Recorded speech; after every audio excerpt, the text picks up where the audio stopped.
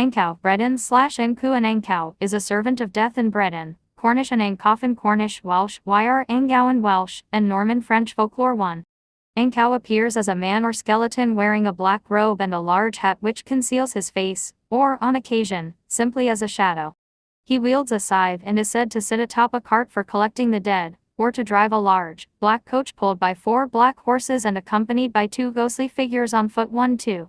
According to one legend, he was the first child of Adam and Eve. 3 other versions depict Ankou as the first dead person of the year, though he is always depicted as a male adult, charged with collecting other souls before he can go to the afterlife. 4 In an alternate origin, he was a cruel prince who met Death during a hunting trip and challenged him to see who could kill a black stag first.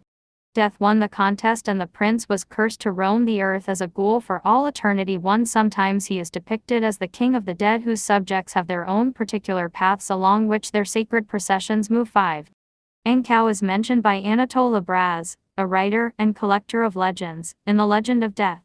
The Ankou is the henchman of Death, Oberauer Ar Maro, and he is also known as the Graveyard Watcher. They said that he protects the graveyard and the souls around it for some unknown reason, and he collects the lost souls on his land. The last dead of the year, in each parish, becomes the Ankou of his parish for all of the following year. When there has been in a year more deaths than usual, one says about the Ankou, War ma fei, heminzo unanko drop. On my faith, this one is a nasty Ankou.